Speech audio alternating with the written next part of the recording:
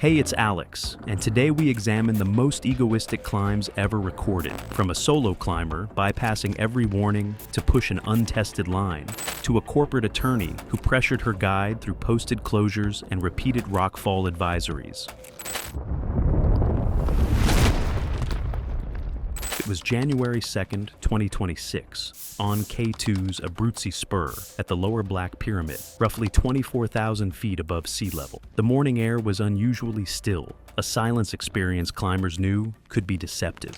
On K2, quiet conditions often preceded instability, especially along exposed mixed rock faces warmed by sunlight. Olin Mercer was 34 years old, a mechanical technician from Toledo, Ohio. He treated climbing as a structured personal challenge rather than a pursuit of recognition. Friends described him as careful with equipment, spending extra time verifying harness locks and anchor positions before moving. Mercer was patient but disliked unnecessary delays on fixed line. He had completed 2 high-altitude summits above 20,000 feet in South America, where terrain was technical but less vertically exposed than K2. This was his first attempt at an 8,000-meter peak, which he viewed as a test of precision and endurance. The expedition he joined operated on a limited budget, relying heavily on shared logistics and pre-installed rope systems along the Abruzzi Spur. Their objective was conservative: reach Camp 3, rest at altitude, and wait for a predicted weather window before higher movement. The Abruzzi Spur remains extremely dangerous. Rockfall funnels through narrow gullies surrounding the Black Pyramid, where mixed ice and brittle metamorphic rock provide little reliable protection. During summer, debris fall is common, and afternoons accelerate stone movement due to solar heating. By late morning, climbers encountered congestion near a bottleneck section. One climber above reported a jammed ascender, forcing others to wait, while exposed beneath an overhanging rock band. Porters stationed at Camp 2 had warned teams to cross early. The dark rock surface absorbed sunlight as the day progressed, slowly destabilizing loose fragments inside shallow cracks. Instead of waiting, Mercer unclipped from the primary rope and began a lateral traverse using a secondary anchor system. For approximately 12 feet, he moved across a sloping ledge beneath a rock overhang. Wind speeds were estimated between 10 and 20 miles per hour, and visibility was clear, creating a deceptive sense of stability despite the hazard of falling debris. The failure sequence began. A fist-sized stone detached from 40 to 60 feet above and struck Mercer's helmet, staggering him but not immediately causing a fall. Witnesses saw him lose one crampon point while trying to stabilize. Almost immediately, a larger fragment weighing about 8 to 10 pounds struck his right shoulder. The force rotated his body downslope and placed abnormal lateral stress on his daisy-chain connection. During movement, the carabiner gate contacted the rock surface and partially opened. When full body weight loaded the connector under sideways stress, the device failed. Mercer was pulled from the ledge and fell approximately 18 feet onto a lower rock rib. The impact briefly slowed the fall, but the remaining attachment separated. He then fell another 65 feet across mixed rock and snow, before coming to rest on a narrow bench. The total fall distance was about 83 feet over 5 to 7 seconds. A climber 40 feet above witnessed the sequence. Helmet camera footage later recovered at base camp recorded the sound of impacts but showed no clear visual record of falling debris.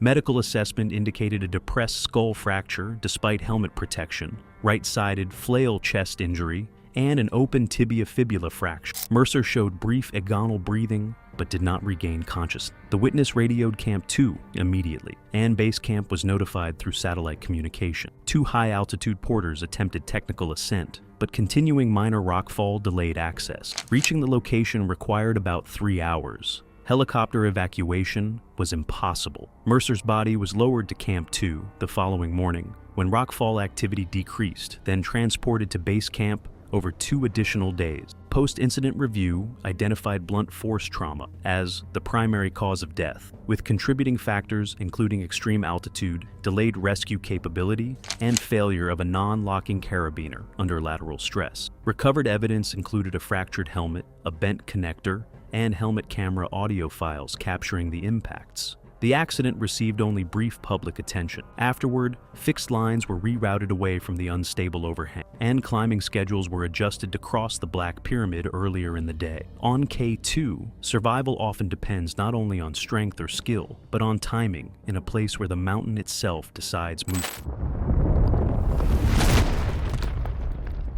It was January 22nd, 2026. The Lhotse Face is a near-vertical wall of glacial ice on Everest's southeast side, rising from the western CWM toward the South Col. It spans roughly 3,700 feet of continuous 45 to 55-degree ice slope. Fixed ropes run the length of it during climbing season. Without them, or without being clipped to them, a fall on the Lhotse Face does not stop. At 26, Seren Vael had built a solid Instagram following through fitness content, gym workouts, macro-tracked meals, and what she called high-altitude adventures in her bio. She had summited Island Peak in Nepal the year before and done a guided Mont Blanc climb, which in her mind apparently qualified her to treat Everest like a content shoot. She had hired a personal Sherpa specifically to act as her dedicated shot getter. His job was to position himself above or below her on the rope to capture her moving through the terrain. She had briefed him on framing before they even left base camp. Not on safety, on framing. Fixed rope climbing on the Lhotse Face needs both hands engaged, one on the ascender, one on the rope or ice axe. Full attention on foot placement. It is not a place to be unclipped, and it is definitely not a place to be thinking about camera angles. The team was on a rotation climb to Camp 3 at around 24,000 feet. Not even a summit push, just a training rotation. Conditions were fine. Wind was low, ice was firm. About 2/3 of the way up the face, Serene's Sherpa moved into her frame while repositioning for a shot. She stopped on the rope, unclipped her ascender, and stepped sideways to reframe. She gestured for him to move further down. He did. She clipped back in and kept going. This happened twice more over the next 300 feet. And look, the first 2 times she unclipped, she was still within arm's reach of the rope. Reckless, but she got away with it. That's the thing about getting away with something on a mountain like this. It doesn't mean it was safe, it just means the mountain hasn't collected yet. The 3rd time, she unclipped entirely and moved off the fixed line by about 4 feet to get a cleaner angle for a self-filmed clip on her pole-mounted camera. And this is the part that gets me. She wasn't even on the summit push. She was on a training rotation. She was doing this for a clip on a training rotation. Her Sherpa reached toward her. Whether to hand her something or pull her back to the rope isn't clear. She pulled her arm back. In that movement, her crampon front points lost contact with the ice. She had no axe planted. She wasn't clipped to anything. She fell immediately. On a 50-degree ice face with no anchor and no planted axe, there is no self-arrest from a standing position. She fell roughly 600 feet before her trajectory broke against a rock band at the base of a steeper section. 2 climbers ascending below her saw the whole thing. They reached her in about 20 minutes. She was still alive when they got there.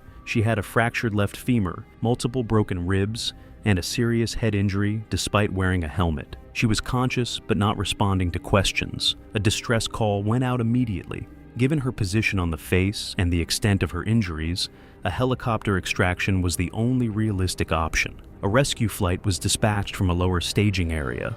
It arrived approximately 2 hours and 40 minutes after the fall. She had already died. Cause of death was blunt force trauma with internal hemorrhage. Her helmet had a significant impact fracture on the left side. Her camera was still mounted to the pole and was recovered at the fall site. The last clip on the card was 14 seconds long. It shows her stepping off the fixed line, the frame tilting as she adjusts her grip, and then the image dropping and spinning as the pole fell with her. The clip ends on impact. Her Sherpa was uninjured. He had been clipped to the fixed rope the entire time. The case was ruled accidental death. No further investigation was opened. A review of the recovered footage and witness accounts confirmed the sequence of events. There was no ambiguity in the findings. She had unclipped from the fixed line voluntarily, in a location where no experienced climber would ever do that, to get a better angle for a video clip. It was September 3rd, 2014, at Everest Base Camp during the late monsoon transition. Afternoon clouds formed rapidly over the upper ridges, and lightning had been observed across nearby peaks in recent days. Route managers warned that exposed sections above the South Col offered no shelter, advising climbers to descend promptly if storm conditions developed. Skylar Pemberton, 26, was a Denver-based social media consultant who had built her online presence around dramatic outdoor content. Her Everest experience consisted of guided rotations in stable weather, where decisions about pacing and safety had been handled by professionals. She framed risk as proof of character, often dismissing caution as weakness and viewed unpredictable conditions as opportunities to capture compelling footage rather than as hazards requiring restraint. Her stated objective was to live-stream summit content in marginal weather, to distinguish herself from other climbers documenting clear sky ascents. Guides emphasized that lightning above treeline presented uncontrollable danger, and that no equipment could mitigate a direct strike. Pemberton argued that forecasts were exaggerated and insisted on continuing upward despite visible storm formation over nearby ridgelines. By late morning, clouds thickened above the upper slopes. Distant thunder rolled across the mountain, and static electricity began affecting exposed metal equipment. Other climbers began descending in accordance with established safety windows, but Pemberton continued toward the summit, pausing repeatedly to record video commentary about pushing limits in real conditions. Near the summit ridge, electrical activity intensified rapidly. The air carried a metallic odor, and fine hairs on her arms and neck lifted as static built in the charged atmosphere. Faint crackling sounds came from exposed metal along the route, and small blue sparks briefly flickered at the tips of trekking poles nearby. Thunder echoed across surrounding peaks as the storm cell moved directly overhead, reducing visibility in shifting gray cloud. Rather than descending, she stopped on the exposed ridge and positioned her phone on a rock outcrop to capture timed footage against the darkening sky. She adjusted her stance several times to frame the shot, standing fully upright on open ground with no terrain features capable of offering protection. Carabiners on her pack, a metal phone case, and trekking poles in her hands increased conductivity, making her one of the highest points on the ridge. A lightning strike hit the summit area seconds later. The discharge traveled across the rock as ground current, passing through her body via the metal equipment she was holding. The electrical surge disrupted cardiac rhythm instantly and caused deep burns at contact points along her hands and feet. The shock also triggered violent muscle contraction, locking her body rigid before throwing her off balance. She was thrown several feet across uneven stone, striking her shoulder and head against exposed rock. Her phone shattered on impact, and loose equipment scattered across the ridge. She collapsed where she landed, unresponsive, as heavy rain and additional lightning moved across the summit, leaving her fully exposed to the continuing storm. A second strike followed shortly after, striking the same exposed zone as thunder echoed across the ridge. When storm intensity lessened, descending climbers returned cautiously to the summit area and found her unresponsive. Emergency response from lower camps was delayed until lightning activity fully subsided, as rescuers could not enter the exposed zone during active electrical discharge.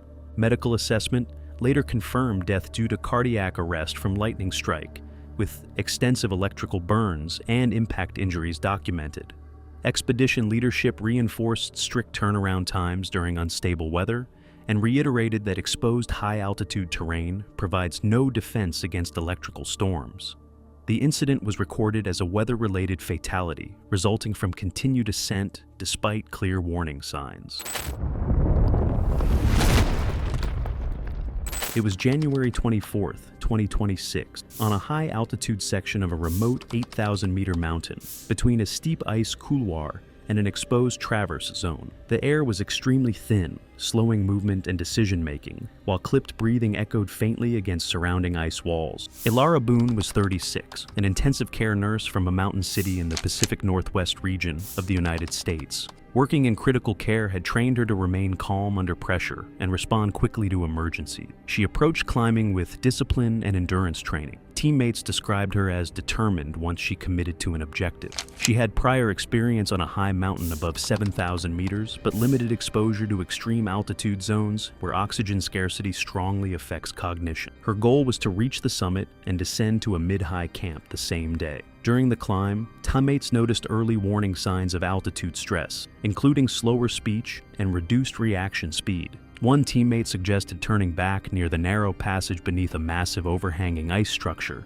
where exposure risk was high. Ilara chose to continue, using minimal supplemental oxygen to conserve supply for the descent. The terrain consisted of a steep ice couloir, followed by a narrow exposed traverse where protection anchors were spaced widely. Light cloud cover created flat lighting conditions, reducing depth perception and making it difficult to distinguish solid ice from thin snow layer. At extreme altitude, hypoxia impairs judgment, coordination, and reaction speed. The flat light further hid small surface irregularities that climbers normally use for secure footing. Another team had advised early retreat as cloud cover thickened. Warning signs included slower clipping movements and a brief misclip of a carabiner that required correction after a teammate's reminder. Risk increased when an oxygen cylinder swap was delayed, leaving Alara on reduced oxygen flow during a critical section. Despite assistance offers, she chose to descend under her own movement rather than use short rope support. The accident occurred near the middle of the traverse beneath the Serac.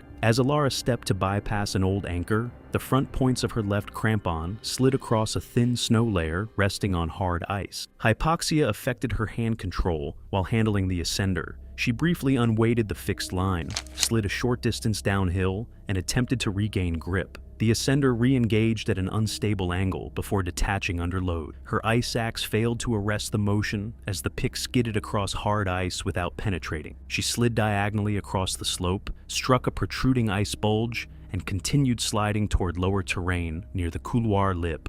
The uncontrolled movement covered about 100 feet in less than 10 seconds. Scraping metal, short exhalations, and muted shouts were heard by nearby teammates. 2 climbers witnessed the fall sequence. Helmet camera footage later reviewed at base camp captured the misclip and loss of control. The impact caused head trauma, an upper arm fracture, and suspected internal bleeding. Brief involuntary convulsions were followed by agonal breathing lasting less than a minute. Severe brain injury combined with extreme altitude conditions made recovery impossible. Teammates immediately radioed the main base staging area. Communication was maintained through relay channels and satellite notification to expedition coordinators. No external rescue team could reach the site that day due to terrain exposure and avalanche risk beneath the Serac. Team members carefully moved her about 40 feet to a more protected stand. Helicopter evacuation was not feasible inside the confined ice corridor. Her body was later transported down the route during safer seasonal conditions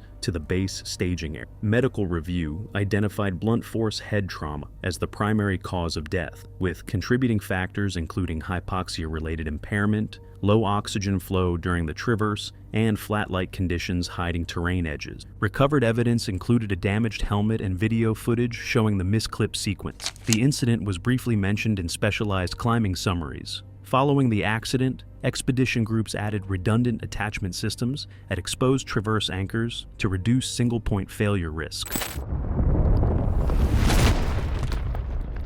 It was January 9, 2026. Camp 3 on the Southeast Ridge route sits at around 23,500 feet on the Lhotse face. Tents pitched on carved ledges barely wide enough to lie flat. Getting someone out of there in an emergency means either a technical lower down near vertical, ice, or a helicopter extraction, and neither of those is fast. Oswin Vex was 28. Actually, let me back up. You'd know the type the second you saw his feed. Sponsored outdoor athlete, trail running, alpine climbing, branded content, the whole thing. He had active deals with 2 mid-size outdoor gear companies and had built a decent Instagram following around his climbs. His sponsors had structured a content schedule around his Everest attempt. Specific posts from Base Camp, Camp 1, Camp 2, and the summit, with rough dates attached to each. The schedule had been built around an optimistic acclimatization timeline, and Oswin had agreed to it without once flagging the conflict with his operator's recommended rotation plan. Acclimatization on Everest is not something you can negotiate around. The standard rotation, climbing high, sleeping low,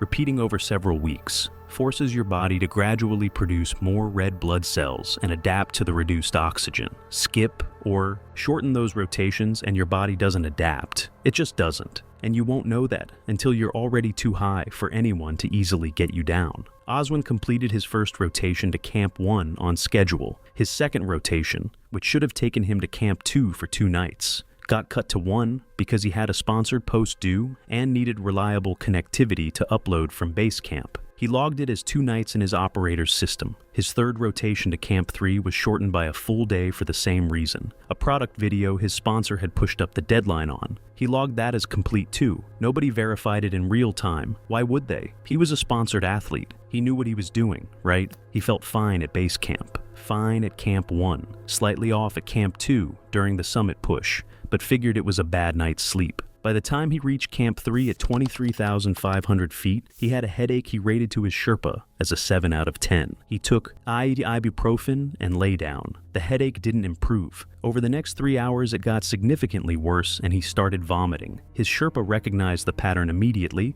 and administered dexamethasone from the team's medical kit, a steroid used to reduce brain swelling in HACE cases. HACE is what happens when your brain swells in response to hypoxia. Early stages look like a severe headache, nausea, and loss of coordination. Later stages are confusion, unconsciousness, and death. The only real treatment is getting down immediately. Every hour you stay at altitude after onset makes it worse. Oswin refused to descend for about 4 hours after symptoms started, told his Sherpa he just needed to sleep it off. And here's the thing, the confusion, the poor judgment, the certainty that he was fine, that's the HACE talking. By the time his Sherpa made the call unilaterally and started preparing him to move, Oswin couldn't stand without help. He was semi-conscious and couldn't follow basic instructions. Getting a non-ambulatory climber down the Lhotse face from Camp 3 is one of the hardest rescues on the mountain. His Sherpa radioed for support, and a second Sherpa began ascending from Camp 2. The process of lowering him down near vertical ice on fixed ropes started at around 11 p.m.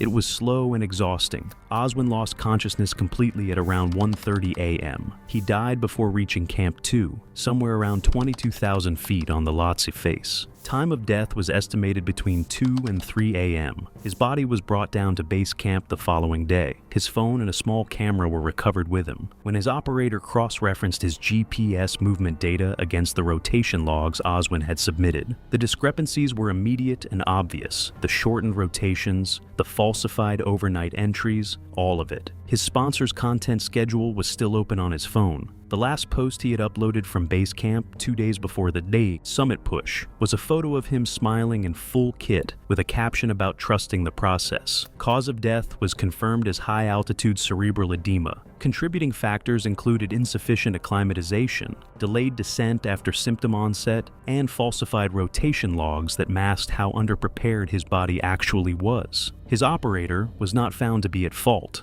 The falsified entries had been made by Oswin himself.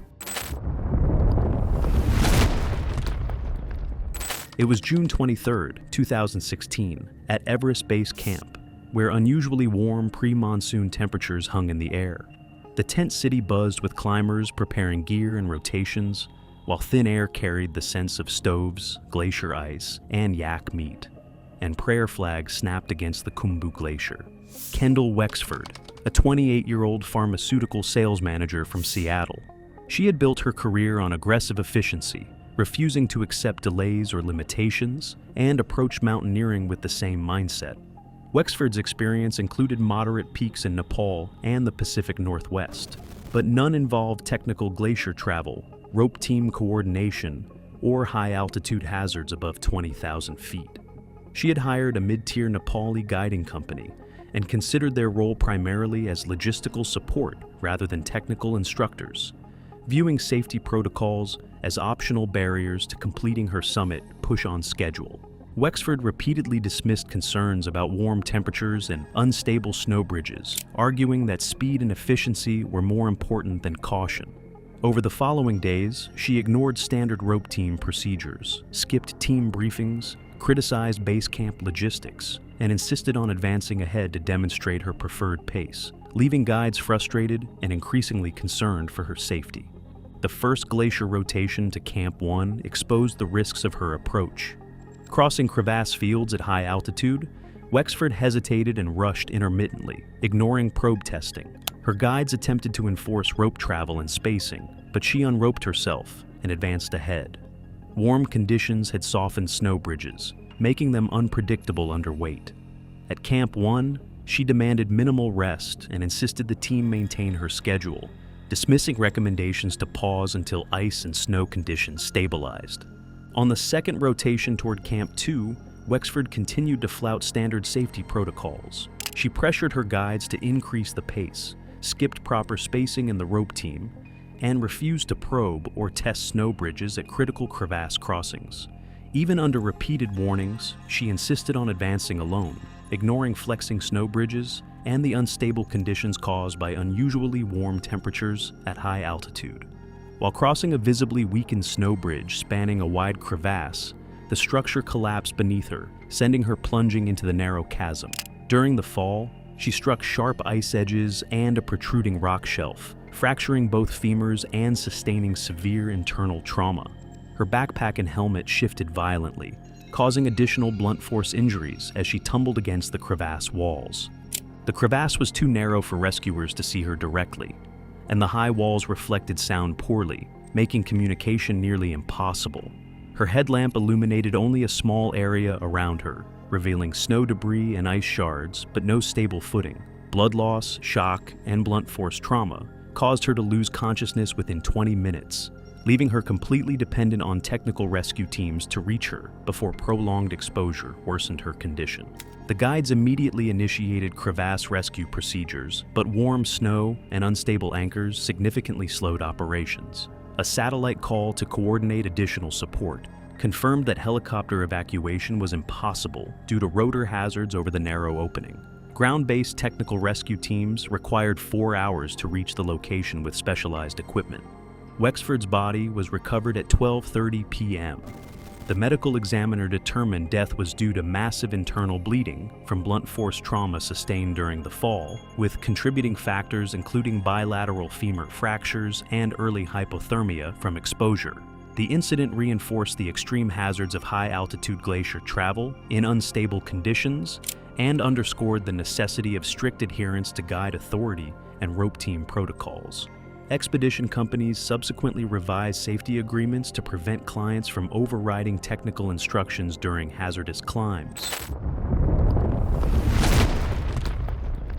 It was January 8, 2017, and K2 Base Camp sat frozen on the Baltoro Glacier at roughly 16,400 feet, buried under a silence that had nothing to do with peace. The temperature hovered around -15 degrees Fahrenheit, and the wind came in gusts that snapped tent fabric like gunshots and drove ice crystals into every gap between layers. The glacier beneath camp groaned and shifted, deep sounds that rose through boot soles. In summer, this place would have held dozens of expeditions. In January, it was nearly empty. 3 small teams had set up in separate clusters, their tents the only color against gray rock, white ice, and the massive pyramid of K2 rising above it all. 28,251 feet of limestone, ice, and wind. The mountain dominated the skyline in a way photographs never captured. It was geometric and hostile, its flanks too steep to hold snow in most places, its ridgelines sharp enough to seem artificial. Winter K2 had never been summited. Every expedition that had tried, stretching back decades, had been beaten back by conditions that made the mountain's already savage reputation seem generous. Wind speeds above 25,000 feet routinely exceeded 80 miles per hour. Temperatures with wind chill dropped below -70. The jet stream sat directly on K2's upper pyramid through the winter months, stripping the mountain of anything trying to cling to it. Fingers stopped working, faces froze, minds slowed to a crawl. I need you to hold on to that for a second.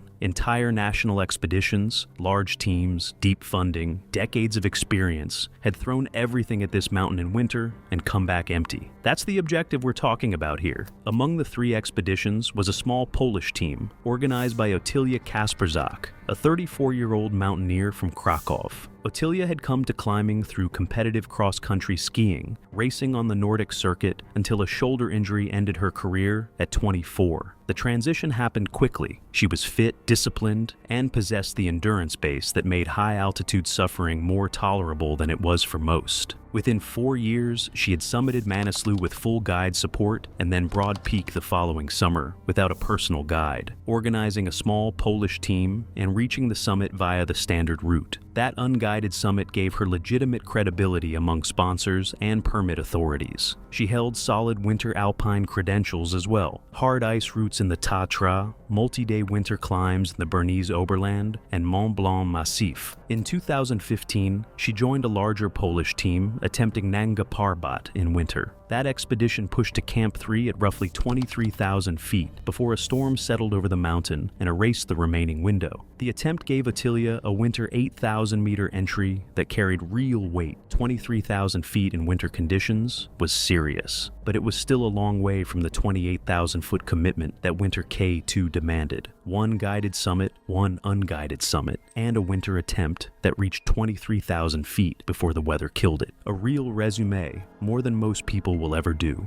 But for Winter K2, I kept looking at it and thinking she needed another 5 years before this made sense. Her identity had been built around Poland's tradition of winter Himalayan climbing. She grew up idolizing the Polish ice warriors who pioneered winter ascents when no one else thought it possible. She positioned herself as the next chapter, though the broader Polish mountaineering community viewed her with quiet skepticism, but she had an audience. Her social media following had grown large enough to attract sponsors, a gear company, an energy drink brand, and a Polish outdoor magazine documenting the expedition. The original plan was a 2017 to 2018 attempt, a full year of preparation, larger team, more funding, and time to rehabilitate the torn meniscus she had suffered the previous spring. The injury required a partial meniscectomy that left the knee functional but permanently compromised. Her surgeon was direct. The remaining cartilage would wear faster under sustained impact. No hard deadline, but the trajectory was clear. She could feel it in the stiffness every morning and the ache after every descent. That knee becomes important later.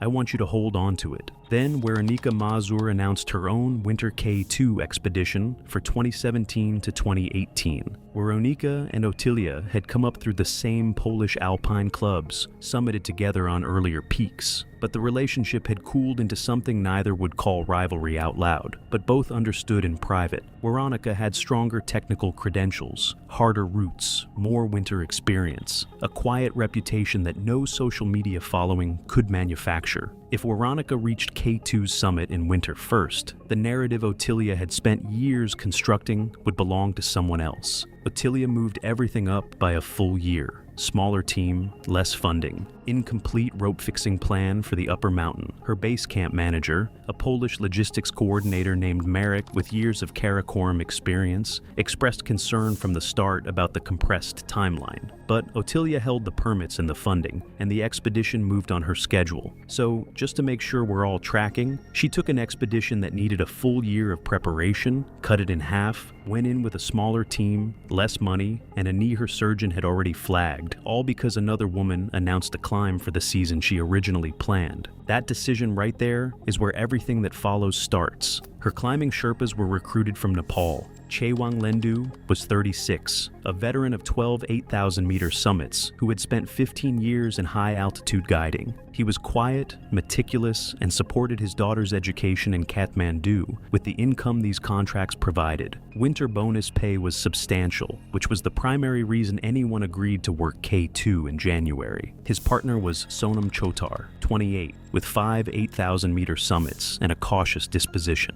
Sonam had married the previous autumn and taken this contract because the pay would cover 2 years of expenses in a single season. Chewang's daughter and Sonam's new wife. Those are the people waiting at the other end of this contract. I kept thinking about that as the rest of this unfolded. Neither Sherpa appeared in Otylia's social media with any consistency. Her posts framed the expedition around her personal story, the knee, the comeback, the legacy, with minimal mention of the Pakistani HAPs and Nepali Sherpas doing the actual work. At base camp, she recorded a video diary that referred to Chewang as her Sherpa, language that reduced a man with more high-altitude experience than she would ever accumulate to a possessive pronoun and a job title. Her Sherpa. 12 8,000-meter summits, 15 years of keeping people alive at altitude, and she filed him under my. That framing tells me everything about how she saw the people around her on that mountain. The first rotation reached Camp 1 at roughly 20,000 feet. Otylia moved adequately on the ascent, but struggled with the cold in ways that surprised Chewang. Winter K, too cold, was categorically different from anything in Europe. It conducted heat away from exposed skin in seconds and punished every lapse in layering management. Her glove transitions were slow and reactive. She waited until her fingers were numb before switching to warmer mitts rather than managing warmth proactively. More concerning was her knee. On the descent, Chewang watched her down climb and saw a stiffness in her right leg that went beyond fatigue. She favored the joint on steep terrain, shifting weight to compensate for limited range of motion. He mentioned it to Sonam privately. Neither was sure the base camp manager had been told the full picture. During that rotation, Ottilia insisted the filmmaker accompany them to Camp 1,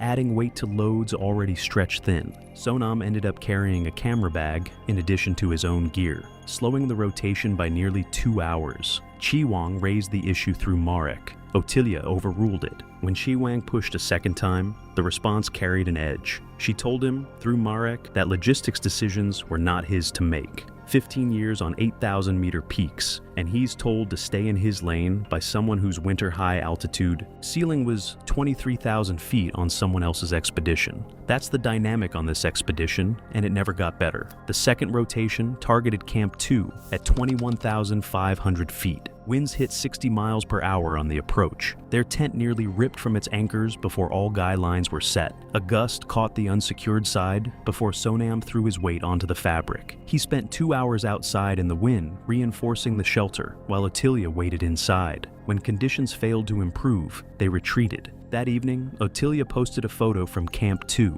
herself in goggles, ice crusting her mask, captioned about strategic patience. The caption described the retreat as her decision. No mention of Sonam's 2 hours in the wind. No mention that the call to descend originated with Chi Wang. I've gone through enough of these stories to see the pattern, and it's always the same. The person who contributes the least controls the narrative, every single time. Back at base camp, she checked Werenika's social media. Werenika had posted training photos, winter climbing in the Tatras, heavy load carries. Ottilia studied the posts longer than she would have admitted. That detail is small, but it stuck with me. Sitting at base camp on the most dangerous mountain on Earth and scrolling through a rival's training photos. That's where her mind was. By late January, the expedition was approaching its practical limits. Food and fuel were finite. Marek indicated operations would need to wind down within 2 weeks. Then the forecast shifted. A narrow weather window appeared, 36 to 48 hours of reduced wind above 25,000 feet. Speeds predicted to drop from 80 plus to 30 or 40 miles per hour. The first real opportunity of the season. Chi Wang and Sonam evaluated the window and concluded it was insufficient. Too short, the upper camps not fully stocked, and even the reduced winds far beyond safe margins. They recommended ending the expedition. Marek supported their assessment and told Ottilia directly via radio. Ottilia disagreed, not with anger, with a controlled, measured certainty that Chi Wang later said unnerved him more than shouting would have. She acknowledged their assessment, thanked them, and systematically dismantled it. She framed their caution as conservatism she could not afford. She noted another expedition was also eyeing the window. She did not mention Weronika by name, but the urgency was audible. This was likely the only window, and if she went home without a serious attempt, her timeline collapsed. Her knee would be worse by then. The math only worked if she moved now. 3 people with direct knowledge of this mountain told her not to go. She thanked them and went anyway. I'm not sure what else anyone could have done at that point. She pushed to position at Camp 3 with Camp 4 as a possibility, only if conditions held. Chi Wang initially refused. He told Marek over radio that the window was insufficient and he would not take a client above Camp 2 in these conditions. Ottilia's response was calm and final. She would go with or without Sherpa support, and she began preparing her pack. Chi Wang agreed to climb to Camp 3 on 2 conditions. They would not push higher unless the updated forecast showed improvement, and if he called for descent, there would be no discussion. Ottilia accepted the terms. Marek formally outlined the remaining risks over radio and documented her acknowledgement. Then the team prepared to move. They departed Camp 2 on a morning where the ambient temperature sat around minus 40 degrees Fahrenheit. The Abruzzi above Camp 2 demanded sustained technical climbing, steep mixed terrain where every step required deliberate crampon placement. The cold entered through seams, through zippers, through every gap in layering systems designed to prevent exactly this. Ottilia's knee announced itself within the first hour. The cold had stiffened the joint overnight, and she could no longer disguise the limited range of motion. She favored her right leg on steep sections, planting her left foot higher and pulling through rather than pushing evenly. The imbalance slowed her significantly between 22,000 and 23,500 feet. Chi Wang and Sonam adjusted pace to match, watching time bleed away they could not afford. They reached Camp 3 at roughly 24,000 feet exhausted. The tent was barely functional. Wind damage had torn a fly seam, the vestibule zipper, partially frozen open. Sonam reinforced it, while Ottilia rested inside and Chaewang melted snow. That evening, Merrick relayed updated weather data. The window was closing ahead of schedule, wind speeds at 26,000 feet ticking upward, the high-pressure system weakening faster than models predicted. Chaewang reviewed the data and urged immediate descent at first light. Ottilia refused. She told Chaewang they would push toward Camp 4 in the morning and evaluate as they climbed, and added that the filmmaker at Camp 2 still had no footage above 24,000 feet, meaning the expedition had produced nothing her sponsors could use. Chaewang's response was the most direct of the entire expedition. At those altitudes in winter, evaluating as you climb meant committing to conditions you could not safely retreat from. Ascending gave options. Descending in a storm above 25,000 feet gave nothing. Ottilia listened, thanked him, and repeated her plan. It was just the three of them above 24,000 feet. The part that's hard for me to move past is how she thanked him. Not dismissive, not rude, polite enough to close the conversation without hearing a single word. I'd almost rather she had argued. At least that would have meant the warning landed somewhere. They departed Camp 3 in pre-dawn darkness. Ottilia's knee was worse. The joint had stiffened further overnight, and her first steps carried a hitch both Sherpas cataloged silently. The route above Camp 3 climbed through rock bands and ice fields, terrain alternating between technical mixed climbing and exposed traverses. Their small team had only fixed ropes on critical sections, leaving gaps where all three moved roped together at 50-foot intervals. By 24,500 feet, the signs were there for anyone trained to read them. Spindrift had picked up, thin streams of snow blowing off ridgelines above in patterns that indicated wind acceleration at higher altitude. The plume off K2's summit pyramid, modest at dawn, was thickening and bending sharply east. Chaewang watched it between steps. He had seen plumes like that before, and they never meant the window was holding. He communicated his concern to Sonam with a look that required no translation. Neither said anything to Ottilia. They were already committed to the conditions Chaewang had warned about the night before. At approximately 25,200 feet, the window collapsed. Wind speeds surged past 70 miles per hour within minutes, scouring the face with ice particles that stung through every layer. Visibility dropped to near zero. Wind chill plunged below -70. The mountain had decided. When I tell you the window collapsed, I don't mean it got worse gradually. It went from holdable to unsurvivable in minutes. And they were 1,000 feet above the nearest shelter, with nowhere to go but back down through it. Chaewang called for immediate retreat. For the first time on the expedition, there was no argument. They turned and began descending terrain now coated in verglas. Thin, transparent ice formed when wind-driven moisture froze on contact with rock.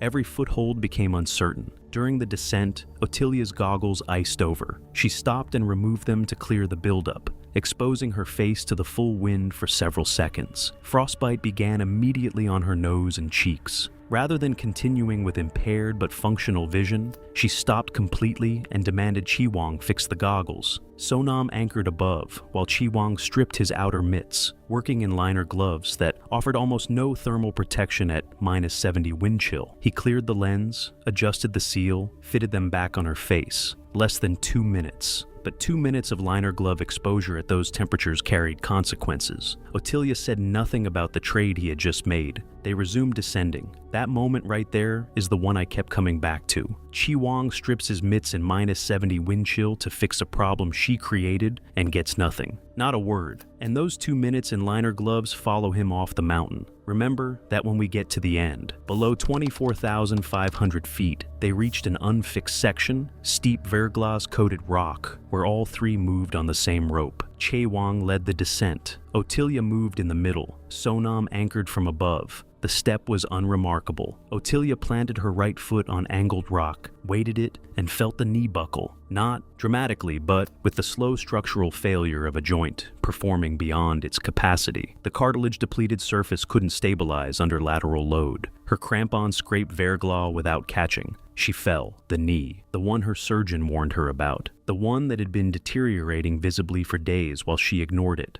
I'd been waiting for this moment since base camp, and honestly, so had Chaewang and Sonam. They just couldn't say it. She tumbled downward past Chaewang's position. The rope snapped taut and ripped him off his stance. On Verglas, there was nothing to brace against. He was dragged across rock and ice until he impacted an outcrop with his right side. The force destroyed his knee, torn ligaments, tibial plateau fracture. The system loaded onto Sonam's anchor above. The sudden rope jerk ripped his outer mitt partially off his right hand, the rope catching the cuff and peeling it back. The mitt stayed on its wrist leash but no longer covered his fingers. His anchor held. Otilia had pendulumed roughly 40 feet before the rope arrested her against a rock band. The impact cracked her helmet, broke ribs on her left side, and fractured her left forearm. She hung semi-conscious on the harness, body already beginning the irreversible heat loss that altitude and immobility guaranteed. Sonam secured his anchor, pulled the damaged mitt over his hand as best he could, and descended to Chewang. Chewang's right knee was finished, swelling fast, unable to bear weight, but he was conscious and functional above the waist. Together, they reached Otilia and hauled her back onto the traverse. She was hypothermic. Frostbite had advanced across her nose, cheeks, and fingers. Her eyes opened when spoken to, but focused slowly. They could not carry her. 2 men, one with a destroyed knee, on a steep traverse and 70-mile-per-hour wind. The only option was to get her moving with support on both sides.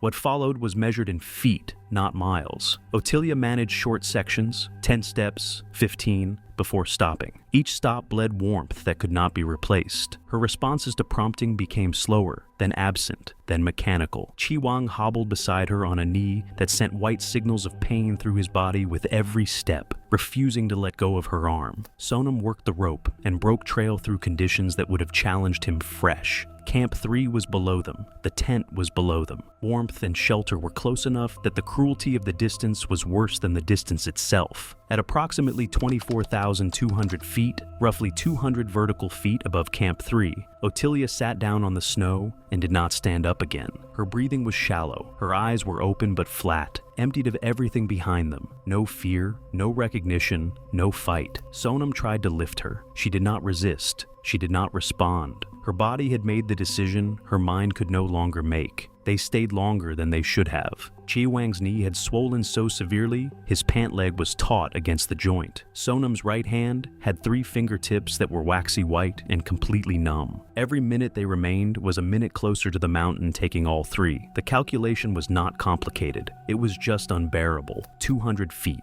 That's the number I can't stop turning over. The tent was 200 vertical feet below where she stopped. On a clear day, you could see the fabric from where she sat down. I don't think mountaineering has a crueler distance than that. They left her where she sat. Sonam had to pull Chewang's arm to get him moving. Not because Chewang believed she could be saved, but because leaving someone behind required a kind of permission the mountain never gave. They descended to Camp 3, crawled inside the tent, and spent the night in conditions that would have been desperate even without injuries. Wind hammering the shelter, cold seeping through the floor, Chewang's knee immobilized, and Sonam's hand wrapped in every piece of dry fabric they could find. Neither spoke about what they had left 200 feet above them. In the morning, they descended to Camp 2, a descent that should have taken hours but stretched across most of the day. Chewang dragged his right leg through terrain that punished weakness, using his ice axe as a crutch on sections where the angle demanded 2 working knees. Sonam broke trail and anchored every steep section alone. In Islamabad, Chewang's knee was confirmed as a torn ACL, with a tibial plateau fracture requiring surgical reconstruction.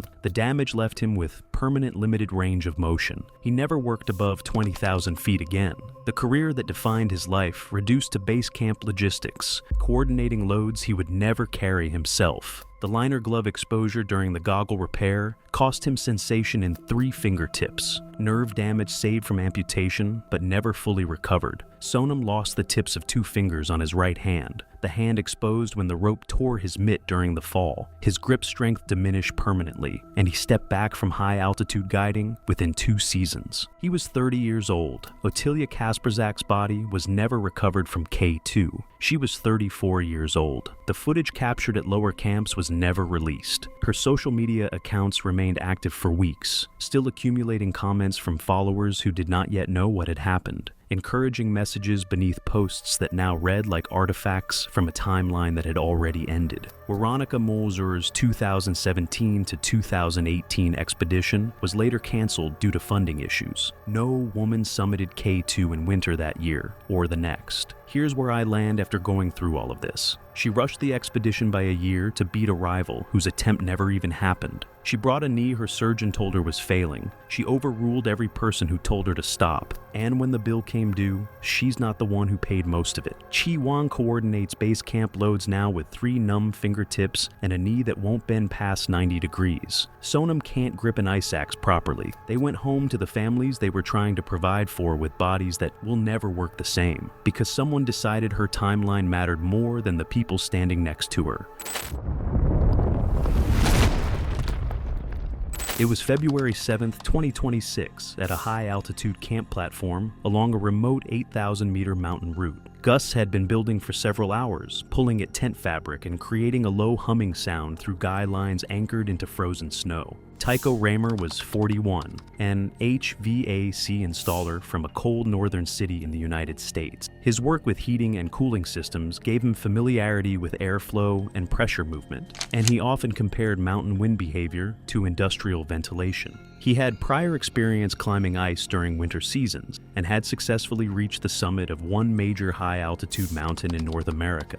Teammates described him as strong during load carries, but sometimes impatient when fatigue accumulates. Tycho was part of a guided expedition preparing for a summit attempt during a predicted weather window. His objective was to rest at the high camp platform overnight and move upward with the team the following day. The camp consisted of narrow snow terraces cut into a steep slope, with long exposure to open air on the outer edge. Wind speeds were increasing through the evening, with gusts strong enough to shake anchored equipment. Ambient temperature remained well below freezing, accompanied by blowing spindrift that reduced visibility. Guides had advised doubling guy lines and clipping into fixed camp anchors while resting inside tents. Several nearby climbers reinforced their shelters after observing a tent corner lift briefly during an earlier gust. Tycho placed his 2-person tent near the platform edge, using only 2 snow pickets instead of the recommended 4. He also chose not to clip his personal tether to the camp anchor system while resting. Stronger gusts struck the camp platform. Guy lines across multiple tents tightened audibly under wind stress, and Tycho's front line began vibrating sharply as it rubbed against its anchor. Instead of adding more anchors or securing himself inside the camp system, he tightened only one front line and lay down. Spindrift accumulated along the windward side, gradually increasing structural load and changing airflow around the tent surface. The accident occurred near the outer edge of the platform around 1:41 a.m. A strong gust struck the windward picket,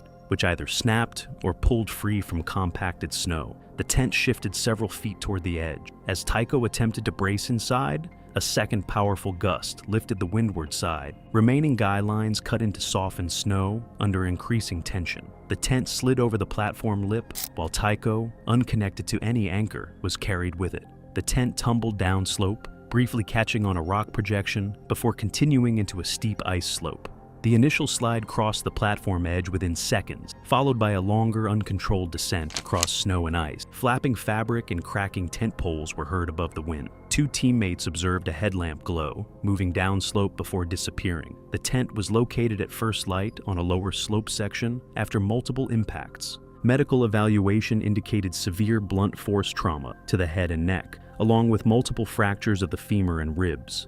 No rope arrest occurred. Tycho was unresponsive when reached and showed no spontaneous breathing. The combination of traumatic injuries and extreme altitude made survival impossible. The team radioed their logistics camp immediately. High-altitude porters prepared recovery movement once daylight improved visibility. Communication was maintained through VHF radio and later relay channel. Several hours passed before safe ascent conditions allowed retrieval operations. Helicopter evacuation was impossible due to terrain and altitude. The body was secured mid-slope and lowered to the lower camp platform, then transported to the base staging area the following day. The cause of death was determined to be blunt force head and cervical spine trauma. Contributing factors included anchor failure, lack of personal tethering, and extreme camp exposure. Recovered evidence included the pulled picket, abraded guy lines, and fractured tent poles, consistent with high-impact loading. The expedition group later required multiple anchor systems and mandatory personal clip-in procedures at exposed high camp.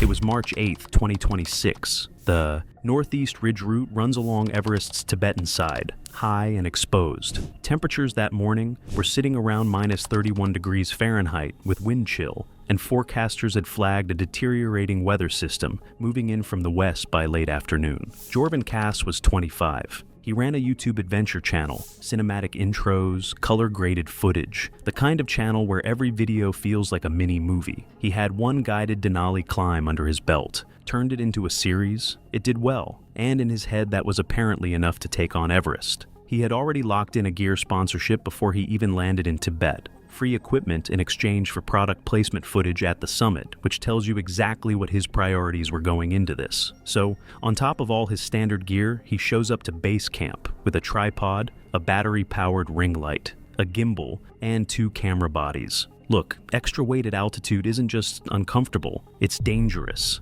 And the northeast ridge is already longer and harder than the standard South Col route. Jorvan was stacking the odds against himself before he even took a step. His Sherpas brought up the weight 3 times during acclimatization rotations. He heard them out and changed nothing. At the pre-summit briefing, his lead Sherpa told him flat out the camera bag needed to stay behind. Jorvan's compromise was leaving one camera body and the power bank. He kept the ring light, the gimbal, and the tripod, still roughly 9 pounds more than anyone else on the team was carrying. The summit push left advanced base camp at 11 p.m. By the time the team got near the first step, at around 27,800 feet, Jorvan was already falling behind. He stopped twice on the fixed ropes to film, once below the first step and once just below the second step, setting up his tripod on a narrow ridge section while other climbers stood in line behind him, waiting. At 28,000 feet, in minus 30 degrees Fahrenheit wind, waiting for this guy to get his shot. He cleared the second step at around 8:50 a.m., nearly 2 hours behind schedule. His lead Sherpa had stayed with him the whole time, while the rest of the group pushed ahead. Jorvan hit the summit at 11:22 a.m. and spent 34 minutes up there trying to set up the ring light, which, under direct high-altitude sunlight, did absolutely nothing on camera. The battery died after 6 minutes in the cold anyway. The entire sponsored segment, the whole reason he dragged 14 pounds of camera gear up Everest, ended up being shot handheld in flat daylight with no lighting rig whatsoever. I mean, let that sink in for a second. He started descending at 11:56 a.m. The weather system came in earlier than forecast. By 1:30 p.m., wind speeds above the second step had climbed past 45 miles per hour with gusting. Jorvan's pace on the way down was critically slow. His legs were giving out. At around 27,600 feet, just above the first step, he sat down on the ridge and couldn't get back up. His Sherpa tried to get him to his feet repeatedly. A second Sherpa from a nearby team came over to help. Together they managed to move him about 200 feet further down before he became fully unresponsive. A distress call went out from the ridge at approximately 3:10 p.m. A ground rescue at that location in those conditions wasn't going to happen before dark. The 2 Sherpas stayed with him as long as it was physically safe to do so. He died on the ridge. His body was recovered 3 days later when the weather finally cleared enough to allow access. The ring light was found still attached to the tripod at the summit. The gimbal was recovered near the first step. Footage pulled from the memory card showed 34 minutes of summit content, including the 6 seconds of ring light footage before the battery died. His final recorded words on camera, filmed at the summit while the wind was picking up behind him, were directed straight at his audience. He was telling them to subscribe. Cause of death was recorded as exhaustion-induced collapse and exposure. Contributing factors included excessive carried weight during the summit push, a critically delayed summit timeline, and inability to descend before the weather window closed. His Sherpas were not found to be at fault. They stayed on that ridge longer than was safe for either of them. It was February 14th, 2015, at Everest Base Camp. The North Col route faced pre-monsoon storm conditions, with gale-force winds and bitter cold. Snow whipped across the exposed ridges. Visibility was near zero, and prayer flags snapped violently against the white backdrop. At this altitude, even minor missteps could be fatal. Among the climbers preparing that morning was Brianna Hastings, 31, a Boston-based corporate compliance manager. She had no winter or high-altitude mountaineering experience, and relied entirely on previous mild season guided treks. Hastings approached the climb with a mindset shaped by control and dominance. She believed confidence and mental toughness could override the mountain's rules. Posted advisories and repeated warnings from guides emphasized that ascending alone in current conditions was life-threatening. Hastings ignored these cautions, insisting on proceeding without supplemental guidance, framing the expedition as proof she could master challenges others feared. As she moved above the upper camps, the climb became increasingly hazardous. Trail markers were obscured by fresh snow and wind, leaving her dependent on memory and limited GPS navigation. Spindrift, fine wind-blown snow, penetrated every layer of clothing, wetting insulation and reducing its effectiveness. Ice crystals formed on her gloves and face protection, impairing dexterity and making even simple movements, like adjusting backpack straps or holding trekking poles, difficult. Every step required careful placement on hidden rock or ice, but poor visibility made footing unreliable. By early afternoon, gusts approaching 90 miles per hour struck without warning, catching Hastings off balance on an exposed ridge. She stumbled into shallow depressions between boulders as trekking poles were ripped from her hands and her backpack waist belt tore under wind pressure, eliminating her main points of stability. Snow blew into her face, freezing against goggles and mask, and visibility dropped to near zero. Each successive gust drove her further along the slope, increasing contact with snow and ice, while wet clothing accelerated the loss of body heat. Hastings attempted to activate her GPS emergency beacon, but frost-numb fingers prevented proper operation. The device slipped from her grasp and became partially buried in snow. For the next 40 minutes, she crawled between rock outcrops and small ridges, seeking shelter from the full force of the wind. Hypothermia progressed rapidly. Uncontrollable shivering gave way to loss of fine motor control, confusion, and impaired decision-making. Attempts to call for help were incoherent, and she became increasingly disoriented regarding position and descent direction. Eventually, Hastings could no longer move, unable to maintain balance or recognize safe terrain. Breathing slowed and became shallow as hypothermia affected cardiovascular and neurological function. Consciousness faded while she attempted to use her phone, unaware that the device had no reception. Even minor movements like turning her head or shifting weight required immense effort. By the time rescuers reached her location the following morning, she was found unresponsive, partially shielded by boulders but fully exposed to the storm. Her climbing partner contacted base camp hours after she failed to check in. Extreme winds, steep terrain, and ongoing storm conditions initially made rescue impossible. Once teams reached her, the body was partially buried under wind-deposited snow. The medical examiner determined severe hypothermia as the cause of death, with exhaustion and dehydration as contributing factors. The GPS beacon was recovered nearby, but would not have enabled timely rescue under the conditions. The incident highlighted the extreme hazards of winter climbing on Everest. Exposure to sub-zero temperatures, high winds, and blowing snow can overwhelm even physically strong climbers. Confidence, social media goals, or prior fitness cannot replace preparation, adherence to guide instructions, or respect for the mountain's limits. In extreme conditions, rescue options are extremely limited, leaving little room for error.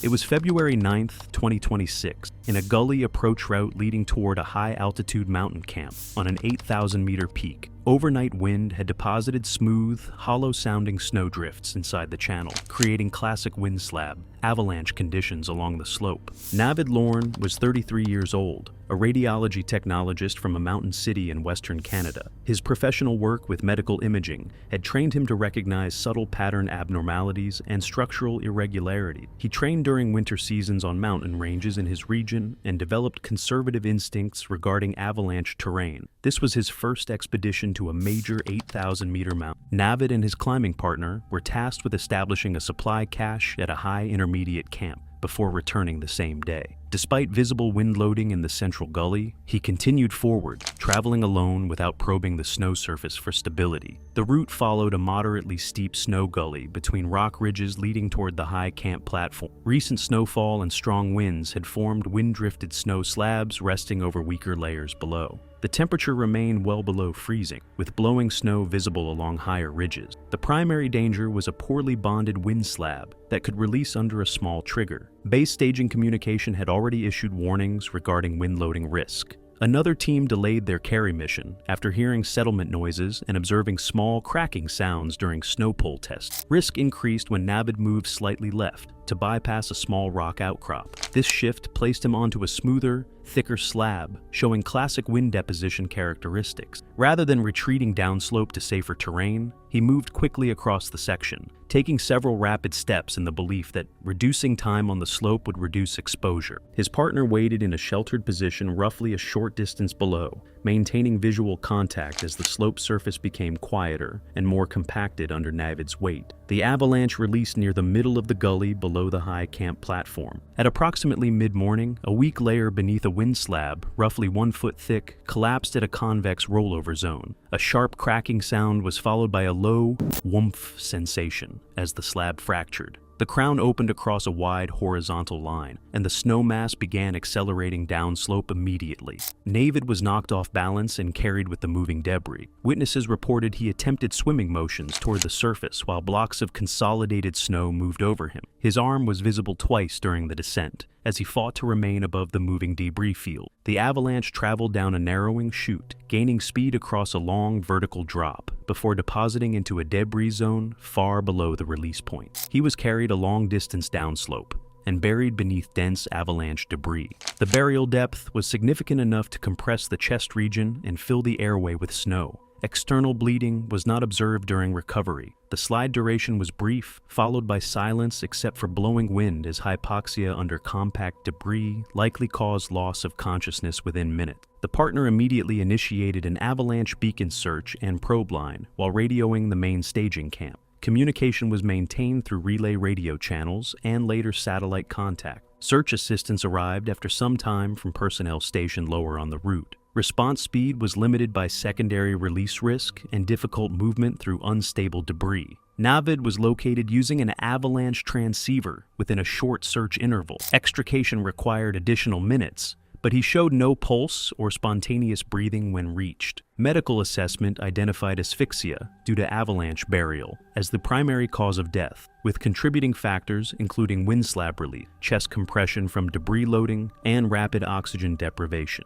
Recovered evidence included crown fracture photographs, snow layer analysis showing a hard slab resting over weak faceted snow, and a helmet surface showing minor abrasion consistent with debris tumbling. The incident was mentioned briefly in expedition bulletins and regional mountain community notices. Following the accident, climbing groups shifted route preference to a ridge-based line, avoiding the gully corridor, and delayed supply carries until wind slab layers had more time to stabilize.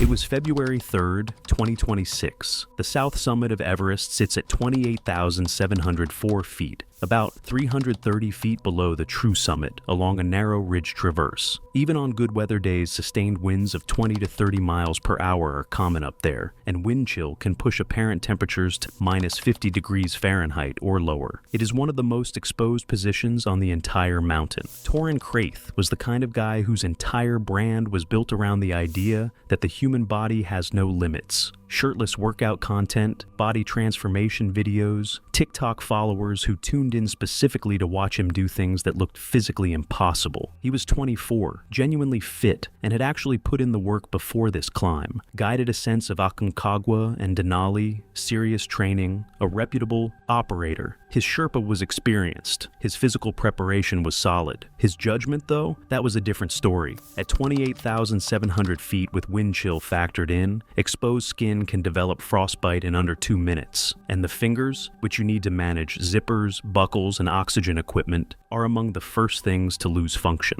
A down suit that comes off at that altitude is not easy to get back on under any circumstances. With compromised hands, it can be nearly impossible. Torin had told his Sherpa at Camp 4 during the pre-push check that he was planning to remove his suit briefly at the south summit for a photo. His Sherpa told him not to. He nodded. He had already decided he was doing it. He reached the south summit at around 8:20 a.m. Wind was sitting at about 22 miles per hour, temperature around minus 38 38 degrees Fahrenheit before wind chill. He stopped, unclipped from the fixed line, and started taking his down suit off. His Sherpa grabbed his arm. Torin shook him off, pulled the suit down to his waist, handed his Sherpa his phone, and posed. He wanted multiple angles. He wanted a video clip too. The full exposure lasted about 11 minutes. I've heard of people doing some wild things on this mountain, but this one genuinely makes me wonder what was going through his head up there at 28,700 feet. In minus 38 degrees Fahrenheit, shirtless, for a thumbnail. By the time he started pulling the suit back up,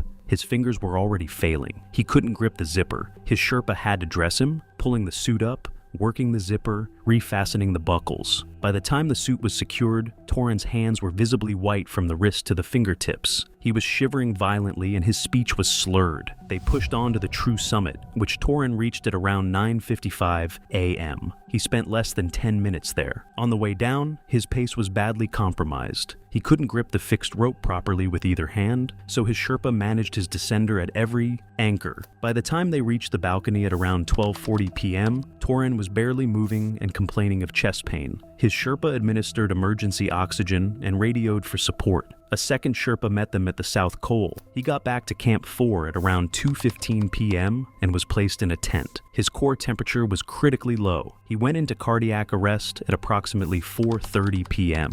Resuscitation was attempted by team members on site. It wasn't successful. His body was recovered from Camp 4 and brought down to base camp over the following 2 days. When his gear was examined, both hands showed full-thickness frostbite from the fingers to mid-palm. His phone was recovered with it. 7 photos and 1 43-second video clip from the South Summit were still on the card. In the video, he is grinning at the camera, bare-chested, arms out, at 28,704 feet. His Sherpa is visible at the edge of the frame, not looking at him. The timestamp on the first photo was 8:23 a.m. The last was 8:34 a.m., 11 minutes, exactly as the Sherpa had reported. Postmortem confirmed cause of death as hypothermia-induced cardiac arrest. Contributing factors included prolonged cold exposure at extreme altitude, frostbite-related loss of function, and delayed return to lower elevation. The frostbite to both hands was severe enough that even if he had survived, the damage would have been permanent. The case was ruled death by misadventure. His operator was not found to be at fault. It was August 8, 2017, at Everest Base Camp during the late summer monsoon transition. The tent city remained active with acclimatization and route work, while recent snow and warming cycles had destabilized sections of the Khumbu Glacier, prompting warnings after near-miss ice incidents. Paisley Dalton was a graduate student specializing in human risk behavior in extreme environments. At 33, she approached Everest with academic confidence shaped by years of theoretical study, rather than practical exposure. Her research focused on decision-making under perceived danger, and she had frequently criticized expedition safety policies as overly conservative. Her field experience, however, was limited to controlled observation and short-duration high-altitude travel under supervision. Dalton's stated goal was to document climber behavior during non-peak conditions for thesis material. She viewed guide-imposed restrictions as obstacles to legitimate research rather than safeguards developed through prior fatalities. Despite being advised to remain within established movement windows and to avoid solo travel through unstable sections, she insisted that her academic credentials justified independent movement. She logged her intent to move ahead of her group, stating that her research objectives required autonomy. That morning, Dalton left base camp intent on advancing higher along the standard route through the Khumbu icefall. The climb required deliberate pacing across shifting ladders, crevasse crossings, and unstable ice blocks that constantly changed shape under temperature fluctuations. Other teams moved cautiously in fixed rope lines, spacing themselves carefully to reduce load stress on snow bridges. Dalton focused on documenting conditions and proving her independence in hazardous terrain, separated herself from the structured pace of surrounding climbers as she continued upward. As Dalton moved above the lower camps, conditions deteriorated quickly. Snow bridges across the glacier showed visible signs of weakening, and shifting cloud cover reduced visibility across the route. Guides advised holding position and rerouting around a section of icefall that had been flagged as unstable earlier in the day.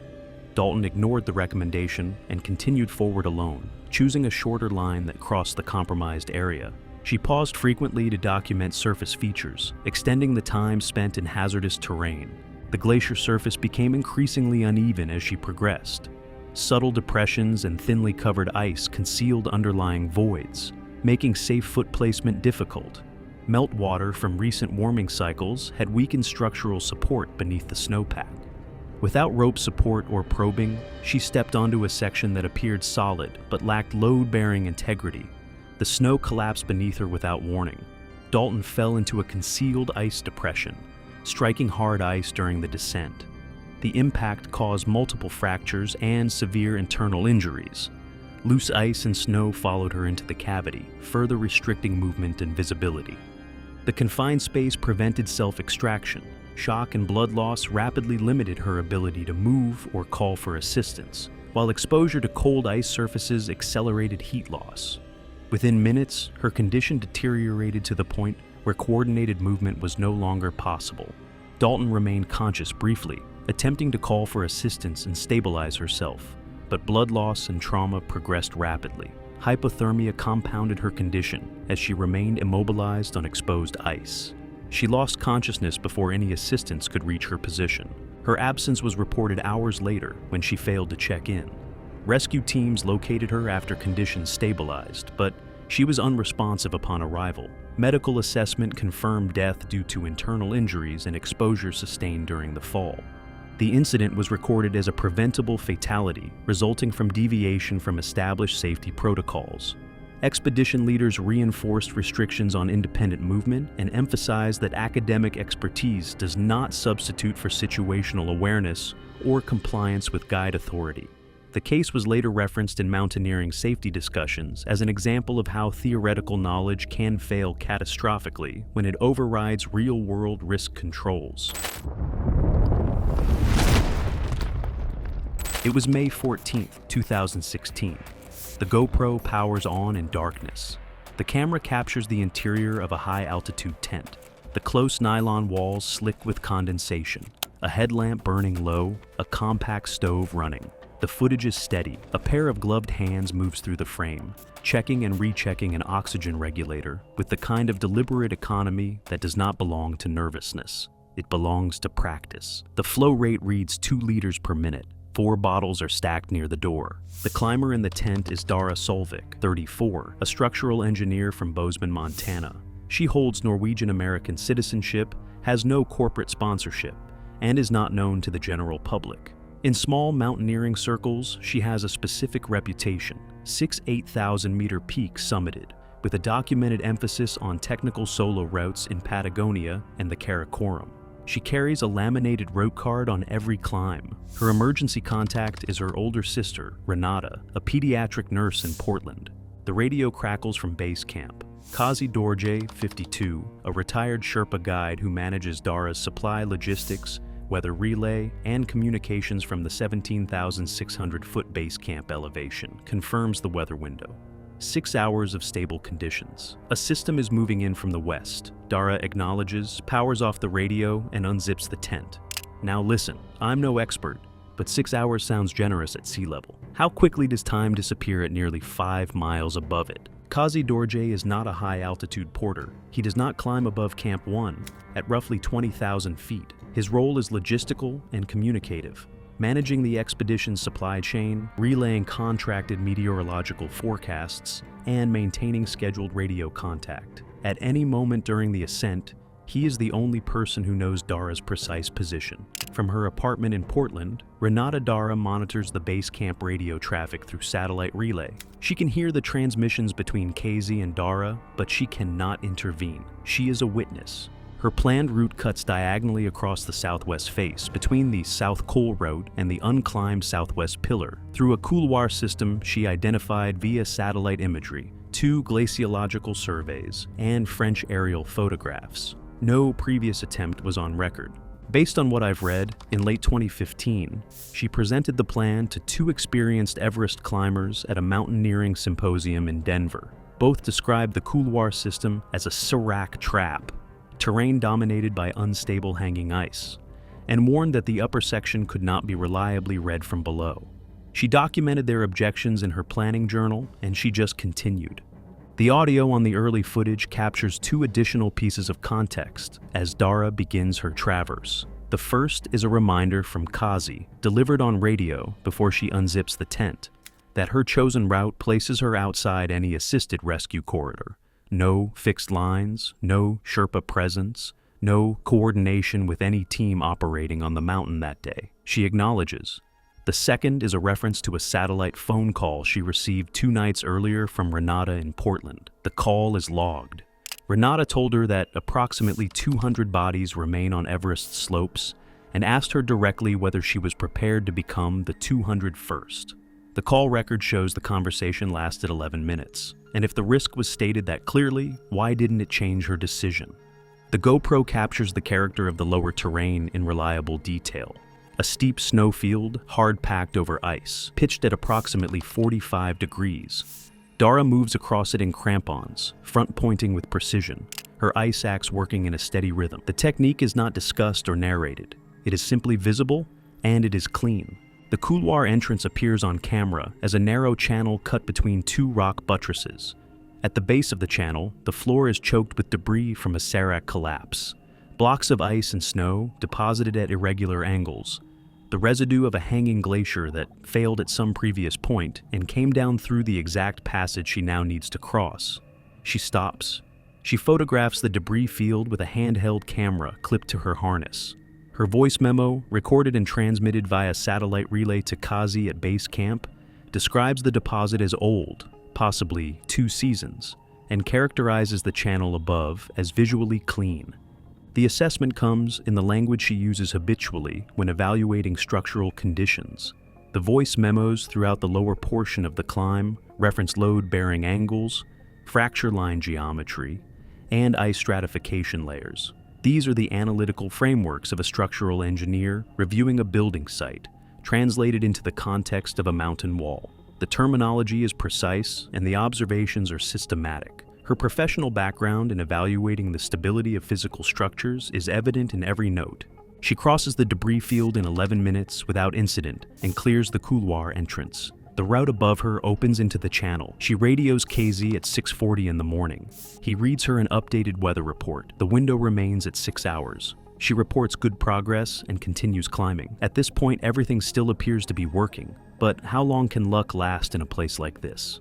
The voice memos logged throughout the lower climb, ice stratification, debris age, surface angles, weather, constitute the only technical record ever made from inside the couloir at this altitude.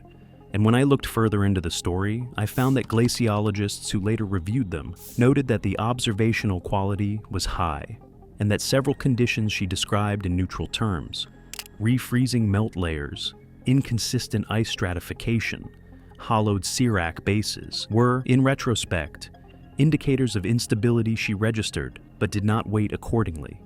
The footage changes character at 27,200 feet. The change is not dramatic. Nothing falls, nothing shifts. The change is in what the camera now shows on the walls of the couloir as it narrows. Seracs, glacier ice blocks the size of buildings, collapse without warning. No sound, no visible precursor. Standard protocol on the South Col route is to clear serac zones before sunrise hits the face. The footage from Dara's camera at this section of the climb shows seracs on both walls of the narrowing couloir. Some are visibly fractured. The camera captures split surfaces, open fracture lines, and compression ice that holds its position not through structural integrity, but through temperature. The sun is already on the wall. The GoPro records the light changing as she climbs. She stops twice to look upward, scanning the walls. She does not speak during either pause. Then she begins moving faster. The footage from this section is visibly more urgent. Shorter steps, heavier impact, the camera shaking with her pace. Her breathing is audible, and it is no longer controlled in the way it was at lower elevations. At 27,500 feet, burning 2 liters of oxygen per minute, the math of supply versus demand is tightening. She does not stop to adjust the flow rate. And when oxygen, time, and structural stability all start running out at the same moment, which one fails first? She clears the serac band at 10:20 in the morning. The footage shows her stopping on a small ice shelf on the far side. She bends forward, hands on knees. 6 seconds pass. Then she straightens and looks up. It's the minute details like these that makes me feel sorry for Dara. Like the magnitude of the goal she's trying to reach is slowly chipping away at her confidence during the climb. The elapsed time from Camp 2 to the top of the Serac Band is approximately 4 hours and 20 minutes. Her original plan projected 3 hours and 40 minutes for the same section. The difference of roughly 40 minutes is not catastrophic in isolation. At this altitude, with a fixed oxygen supply calculated against a fixed timeline, 40 minutes is a number that compounds forward through every subsequent decision. What the camera captures above her is the upper couloir.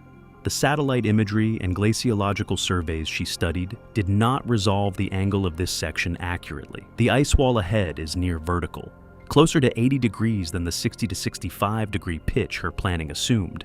It is not what she built the route around. She does not radio this observation to Kazi. When I looked it up, an 80-degree ice wall at 27,800 feet is not a hike. It is technical alpine climbing under conditions that remove most of the margin that technical alpine climbing depends on. There are no fixed ropes on this section of the face. There is no second climber to provide a belay from above or below. Dara is alone on terrain that offers no redundancy. A single crampon point pulling loose from the ice surface, a single axe placement that fails to hold, and the next contact with anything solid is 1,400 feet below. If one mistake here ends the climb instantly, why does she decide the summit is still worth the risk? She climbs in silence. The GoPro footage from this section is remarkable, not for anything that goes wrong, but for what it shows about what right looks like at this altitude under these conditions.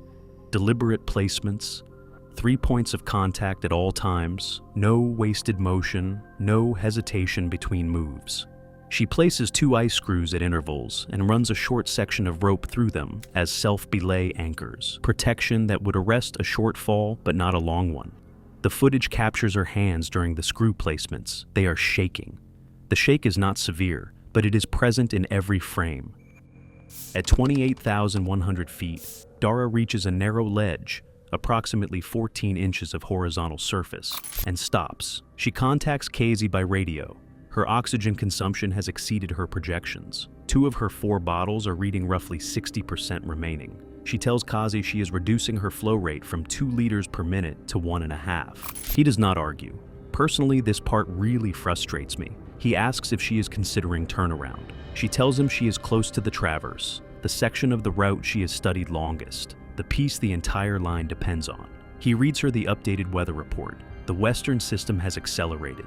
The window is now 4 hours, not 6. He really should have insisted that she cancel the climb. But without further contest, she just acknowledges and resumes climbing. The camera, as she moves away from the ledge, captures the ledge from above. It is smaller than it appeared from the footage recorded while she was standing on it. She reaches the top of the ice wall and moves on to the traverse. The plan, developed over months from satellite imagery, aerial photographs, and glaciological survey data, called for a 600-foot horizontal crossing on a snow bench. The bench, according to her research, would connect to the South Summit Ridge at the top and provide a stable platform for the crossing. She has spent more time studying this section than any other part of the route. The GoPro records what she finds instead. The snow bench exists. The geometry matches the imagery, but the bench is not structurally attached to the face beneath it. It is a cornice, a wind-loaded accumulation of snow that is built outward from the edge of the ridge over time, projecting over open air with nothing beneath it. Cornices are a common feature of high-altitude ridge terrain. They are also among the more reliable ways to die in the mountains because they extend beyond the solid edge of the face and can collapse without warning when weight is applied. Walking across a cornice is, structurally, walking across a ceiling that has no floor. I don't know if it's just me, but if the only path forward is literally hanging over empty air, I would have been done. She stops at the edge of the cornice. The camera faces down for a moment, then back along the intended line of traverse. She taps the surface twice with her ice axe, testing it. The sound the axe makes on the snow is audible in the recording. It is hollow. The traverse and the cornice discovery represent the pivot point of the climb. Everything before it is a record of a technically capable climber executing a difficult, unverified route with a high degree of competence and a managed set of compounding risks. Everything after it is a record of what happens when the planned descent route no longer exists, and the planned ascent route is structurally impassable. The cornice does not represent a failure of execution. She did not fall. She made no mistake on the wall. The cornice represents the outer boundary of what satellite imagery and ground-level survey data from the 1980s and early 2000s could have reliably shown. The bench was there.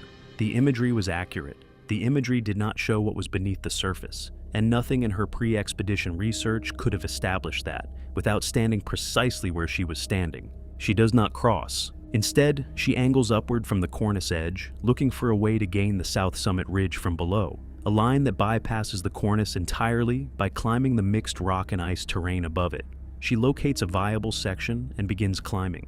It is 70-degree mixed ground. It adds 300 feet of unplanned vertical. Her oxygen supply is now at 40% on the second bottle. She has not opened bottles 3 or 4. At 28,600 feet, she pulls onto a small rock band and stops. The GoPro captures what is visible from this position, the South Summit, approximately 100 vertical feet above. She is close to the summit by any measure. The distance remaining is less than the distance she has already covered today. Then she looks down, and the moment she does, she realizes something far more serious than the climb itself. There's so much hints and details that frames this expedition as such a bad idea, and I think it's sad that she seems to realize the severity of the situation when she's already this deep. The couloir she ascended is no longer identifiable as a descent route. In the hours since she passed through, solar heating and shifting temperatures have altered the snow surface across the upper section of the ice wall. The face below the rock band is sheeted in refrozen melt, glassy, near vertical, and without any of the texture that allowed upward progress. Her ice screw anchors are 200 feet below. On the underside of the wall, she can no longer safely down climb. Below the ice wall, the serac band she passed through in the morning has changed. One of the seracs she moved beneath has shifted since she crossed under it. A horizontal crack, 2 feet wide, now runs the full width of the channel. The crack was not visible this morning. The route does not go down. She remains on the rock band without moving for 4 minutes. The GoPro faces downward for the entire duration. Then she keys the radio. Kazi Dorje receives the call at base camp at 1:14 in the afternoon. The transmission is clear. Both voices are steady throughout the exchange. The steadiness of both voices is what makes the recording difficult to listen to. Dara describes the cornice. She describes the ice conditions on the wall below.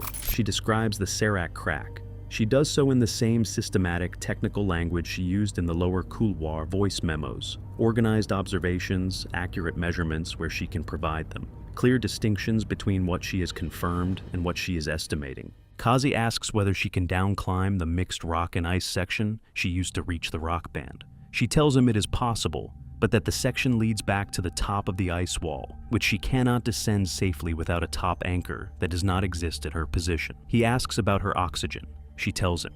He asks about the weather. She tells him the cloud system from the west is visible and moving toward her at a rate she estimates will put it at her position in approximately 90 minutes. If the weather arrives before she finds a way down, what happens to a climber trapped at 28,000 feet?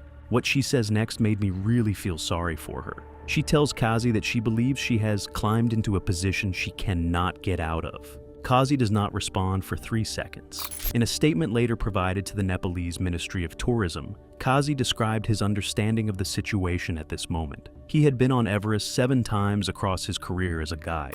He recognized the language and the cadence of a climber who has completed a final assessment of their position. The language in that situation, he said, is always calm and always precise. She gives Kazi her sister's phone number from memory and asks him to make contact. The number is already in the relay system. The exchange, from first contact to the end of the recorded portion, runs approximately 7 minutes. In those 7 minutes, Dara provides a complete and accurate account of her tactical position, her remaining supplies, the route conditions above and below, and her assessment of the available options. She does not express doubt about the accuracy of her observations. She does not revise her estimates under questioning. She does not ask Kazi what he thinks she should do. She does not sit down. The footage from the rock band shows her moving continuously, not climbing, but searching. She works her way methodically along the ledge system, testing each section, probing surfaces with her axe, looking at angles. She identifies a narrow ice gully to the southeast that runs at a direction that could,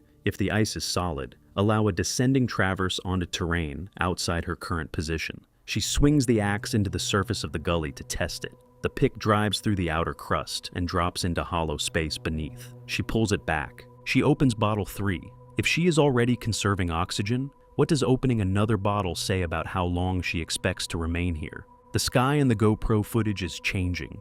The flat, featureless blue of the morning has been replaced by a texture building from the west. Thin cloud layers stacking and thickening at the horizon, the leading edge visible at roughly her altitude. At 1:47 in the afternoon, Casey patches Renata Solvik through on the satellite relay from Portland. The connection quality is poor. The conversation is brief. Dara tells her sister that she has encountered problems on the route. Renata asks what kind of problems. Dara provides a short explanation. There is a pause in the recording. Renata asks what Dara is going to do. Dara tells her to wait. Renata Dara provided a statement to the Norwegian Alpine Club's accident investigators the following year.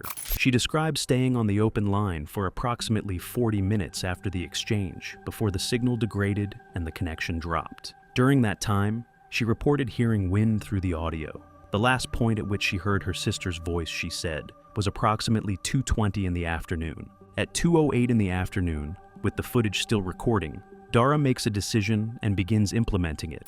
She starts down climbing the 70-degree mixed section she used to reach the rock band. She faces outward, using her axes in compression against ice patches between crumbling rock, descending without a top rope in conditions that do not permit it. Over the next 12 minutes, she descends approximately 40 feet. The footage from this sequence is difficult for me to watch. Not because of any fall, no fall occurs. The difficulty is in the quality of each placement, the margin visible in every move, the distance between what each placement is being asked to hold and what it can reliably hold. She reaches the top of the ice wall at 40 feet below the rock band. She looks at the angle. She cannot continue the descent safely without a belay from below that is not available. She climbs back up, 12 minutes up. Her breathing rate on the audio, recorded at 28,300 feet on 1.5 liters of oxygen per minute, is audible and elevated well beyond the pace of the lower mountain. Bottle 3 is being consumed faster than any bottle before it. The Western system reaches her position at approximately 2:50 in the afternoon. The GoPro footage documents the speed of the transition. Full visibility, the entire southwest face visible below, the south summit ridge clear above, to near zero in under 6 minutes. The change is not gradual. Wind arrives first, then snow horizontal in the frame, then the microphone clips out entirely from the noise level.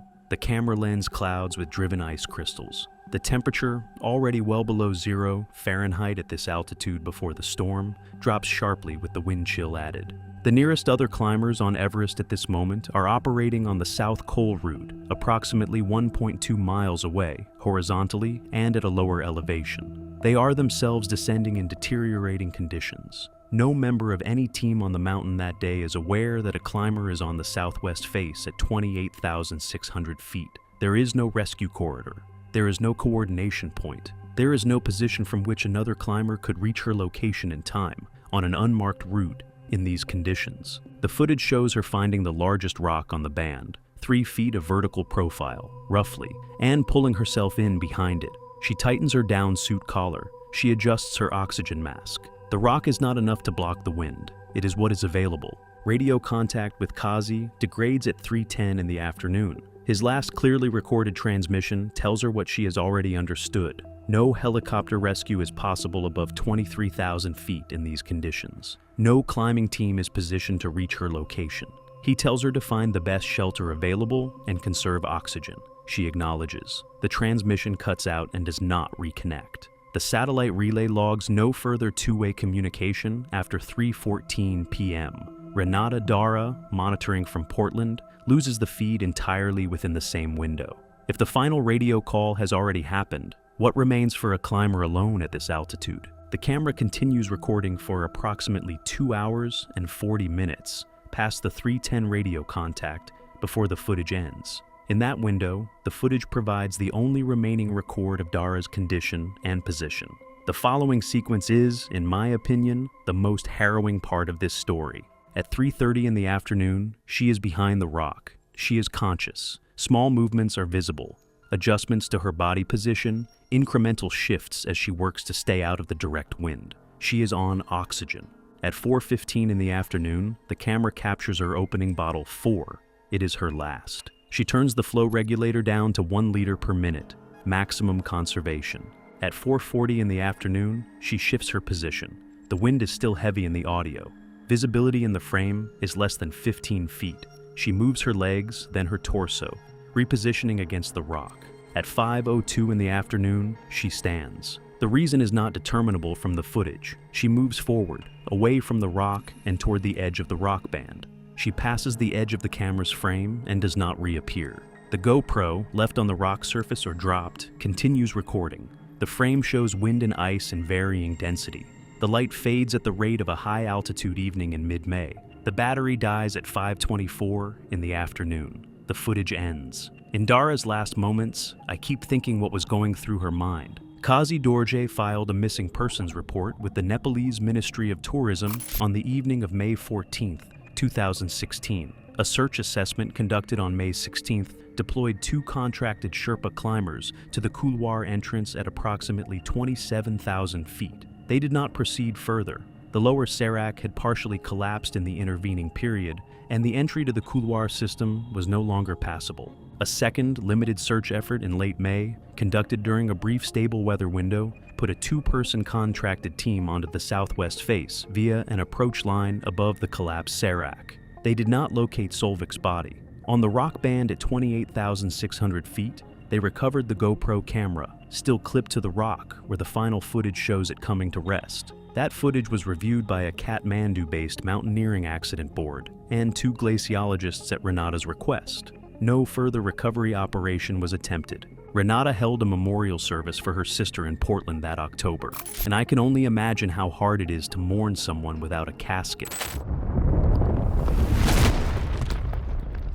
It was March 19, 2026. The balcony on Everest's southeast ridge sits at around 27,600 feet, a small, relatively flat shelf of snow and rock that serves as the main rest and oxygen checkpoint during summit pushes on the South Col route. Most climbers spend 10 to 15 minutes there, swap oxygen bottles, and move. At that altitude, your body is consuming itself, and every minute you stay still makes the next step harder. Tavio Renk was the kind of guy who put extreme challenges in his TikTok bio. Gym content, travel vlogs, the whole package. He was 23, had no technical climbing background, and his entire high-altitude experience was a guided base camp trek the year before, and 1 rotation on Mara Peak with a commercial operator. That was it. He signed up for a full Everest expedition through a mid-tier operator, and actually wrote on his intake form that his goal was to be the first TikToker to go live from the death zone. He brought a satellite-enabled smartphone in an insulated case, had already tested the live streaming at Base Camp and Camp 2, and had told his followers the exact date of his summit push. The whole climb was planned around the stream. Here's what people don't talk about enough with high altitude. Your brain goes before your body does. Judgment, risk assessment, the ability to recognize that you're in trouble. Those are the first things to slip. A climber at 27,600 feet who feels fine is genuinely not a reliable judge of whether they're fine. Tavio reached the balcony at around 2:40 a.m. during the summit push. The team stopped for the standard oxygen swap. He pulled out his phone and started a TikTok live. It opened to about 140 concurrent viewers, way below what he was expecting. So he announced he was staying live until he hit 10,000. His guide told him it was time to move. He held up a finger. The team waited. Viewer count climbed slowly. By 3:15 a.m., it was at 380. By 3:40 a.m., it was at 610. His guide told him again, more firmly, that the team was moving. Tavio said he'd catch up, and they left. Not out of negligence. At that altitude, a guide cannot physically force an adult climber to move, and staying stationary with him meant putting the rest of the team at risk. So there he is, alone at 27,600 feet in the middle of the night, watching a viewer count tick up on his phone while his oxygen bottle drains at a steady rate he isn't monitoring. By 4:20 a.m., the count was at 1,100. By 4:50 a.m., his responses in the live chat were fragmented and incoherent, short, nonsensical replies to comments. Some viewers were laughing, some were genuinely alarmed. At 5:03 a.m., the stream cut out. His phone battery had died in the cold. His oxygen bottle ran out somewhere between 4:30 and 5 a.m. based on the fill level documented at Camp 4. A descending team found him at around 7:15 a.m., seated. Against the rock face at the balcony, phone still in his gloved hand, oxygen mask displaced to the side of his face. He wasn't breathing. His body temperature indicated he had been dead for at least 2 hours. No distress call was ever made. The descending team radioed base camp when they found him. His body was brought down to the South Col and later recovered to base camp. His phone was retrieved. A screen recording of the live stream captured by viewers showed the full sequence: the waiting, the slow deterioration, the final incoherent comments. Peak concurrent viewership during the entire stream was 1,240. He never came close to 10,000. Cause of death was oxygen deprivation, leading to hypoxic cardiac arrest. Contributing factors included voluntary separation from the guided team, failure to monitor oxygen supply, and prolonged stationary exposure at 27,600 feet for approximately 2 hours and 20 minutes. His guided team was not found to be at fault.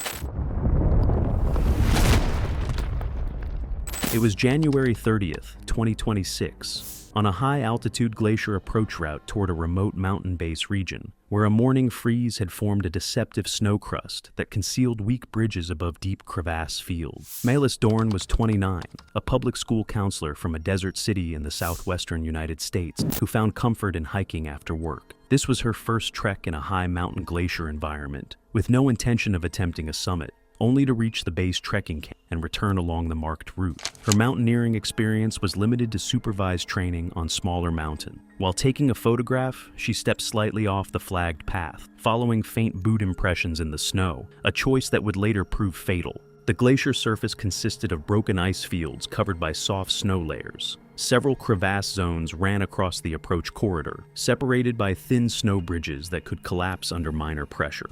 Clear skies and light wind created comfortable walking conditions, but the overnight freeze had formed a brittle crust that was beginning to soften under morning sunlight. Local guides had previously warned trekkers to remain within the flagged corridor. Old probe holes marked areas where glacier teams had tested snow thickness. A faint side path, created by earlier travelers moving toward a distant ice wall, gradually diverged from the main route. Risk increased when Melis unclipped from a short handline connecting 2 route markers to move 3 steps rightward for a better camera angle. While adjusting her camera settings, the guide moved ahead with 2 other trekkers, leaving her briefly alone. The warning signs were subtle, with a dull, hollow sound coming from the snow beneath her last step.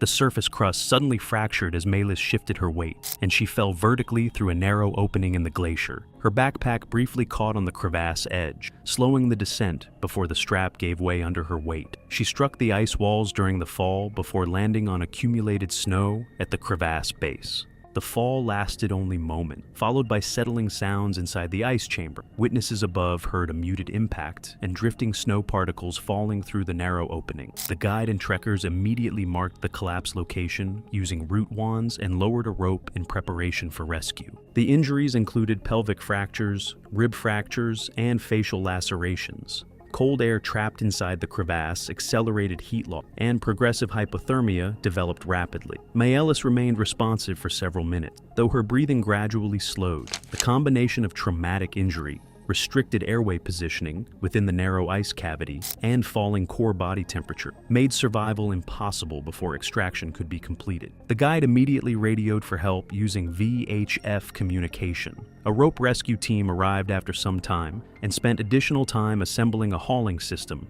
to extract her from the narrow crevasse opening, as the confined ice walls and limited equipment slowed the process. Extraction was completed after roughly 2 hours. She was first moved to a temporary camp before being carried by litter toward the main trekking staging area. Medical evaluation determined the cause of death to be traumatic asphyxia combined with blunt force injury, with hypothermia and delayed extraction contributing to the outcome. Evidence recovered included the torn backpack strap and a broken camera device, later found resting on an ice ledge about 18 feet below the surface. The incident was briefly discussed on a trekking forum and mentioned in a regional mountain community newspaper, but did not receive wider media coverage. Following the accident, the outfitter revised safety protocols to require roped travel across all glacier sections where crevasse presence was possible, even on approach routes traditionally considered low risk.